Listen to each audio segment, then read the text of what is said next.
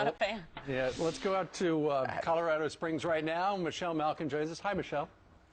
Hi, good to see you. Got a lot of news regarding the Boston bombers. The older brother, according to the Wall Street Journal, was put on two different watch lists, two different federal watch lists.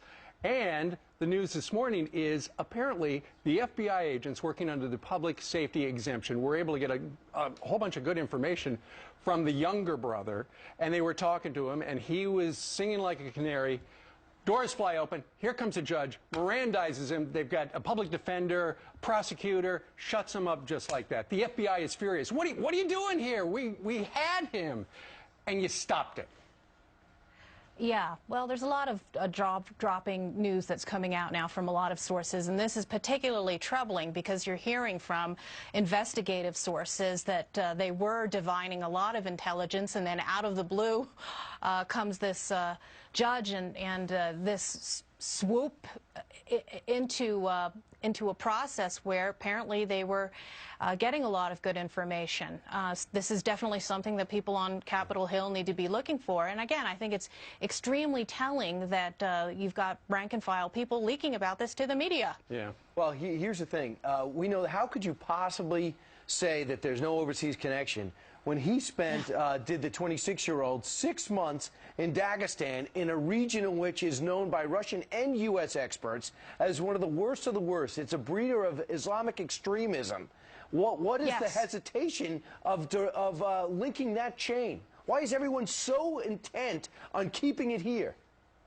Yeah, well, in large part, I think you've got this media culture where they're so intent on painting Jahar as some poor, innocent teenager who was merely a Holden Caulfield-like figure. This is not made up. This is not from The Onion. It's the New York Times likening this guy to Catcher in the Rye's main character. And as Brian said, you've got all of these very glaring signs that this guy was steeped, along with his older brother, in these obscure Islamic extremist figures in Dagestan and Chechnya. I'm going to skip ahead because it makes sense to do this, because it appears that Secretary of State John Kerry, he was overseas when he said this, so maybe he hadn't gotten the right directives. I'm not sure. But it sounds like he agreed with you, Michelle Malkin, on exactly this, and then Jay Carney, the spokesperson for the president, tried to dial it back. Watch this. We just had a young person who went to Russia and Chechnya who blew people up in Boston. So he didn't stay where he went, but he learned something where he went, and he came back with a willingness to kill people.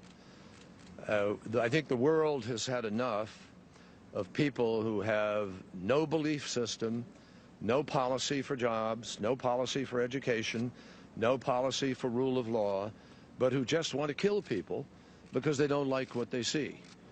There's not room for that. The State Department has clarified that Secretary Kerry was not reflecting any new information or conclusion about the individuals involved. He was speaking generally about the nature of terrorism.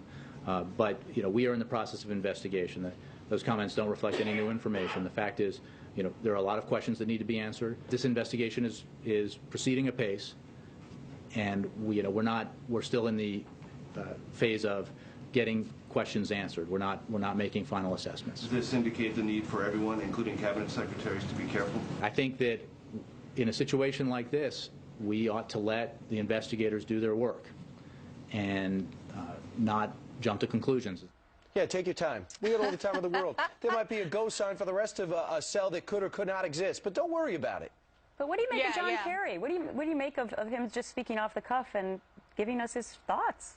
Well, yeah, I guess he just had a momentary lapse of common sense there, and we can't have that in Washington. Off to the woodshed with you, John Kerry. You gotta love Carney and his whitewash brush. Didn't say that. These people are amazing. I mean, I think in terms of this investigation, one of the main questions that so many Americans are going to be asking is, what was the older brother, Tamerlan, doing for that 6-month period in this jihad-infested region? It was not a Disneyland vacay. Right, exactly. Yeah, it isn't. It wasn't Cancun. It was a... by the way, John Kerry didn't say anything out of turn. No. He just says the guy was overseas. He came back militant, even more extremist than when he left. He was already on the radar. He did nothing but recount what everyone experienced. And by the way, that's his area. Massachusetts is his home. So he should be allowed to speak off the cuff like that. And to be muzzled's got to be an insult. And speaking of Massachusetts, Michelle, I'm sure you saw this. You know, up in Massachusetts, we were wondering how exactly this guy was able to pay for the bomb.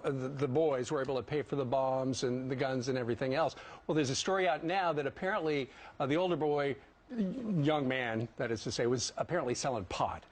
Meanwhile, his entire family was on the dole receiving welfare from Massachusetts. Both the brothers, his parents, his wife, his daughter as well. So to thank the government for, you know, the gratitude to show, okay, thanks for getting me on my feet. Exactly. I'm going to try to kill as many people as I can.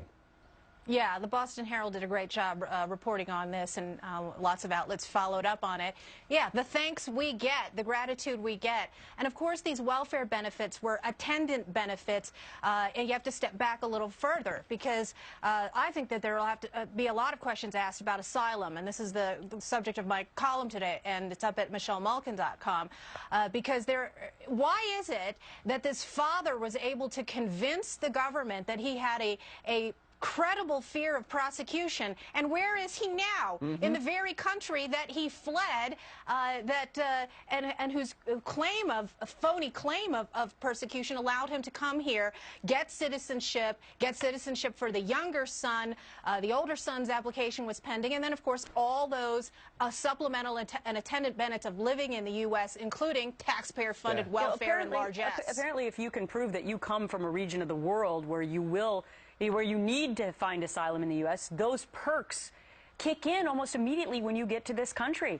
And I remember covering it on that day, Friday, Brian, we said right then and there when it started coming out that he received a $2,500 scholarship to go to one of the most prestigious high schools in all of Boston. We said that day, Americans will be angry when they find out that this family was completely supplemented and they became terrorists right here at home. But don't worry, the mom seems like a wonderful woman. She said, my oldest son is killed, so I don't care if my youngest son is going to kill today. I want the world to hear it, Ali Akbar. So I can't wait for her to get back here. We have a lot of catching up to do. Jihad mom. There you go. All right. Michelle Malkin joining us from Colorado Springs, as she does every Thursday. Thank you very much, and check out her website to read that column.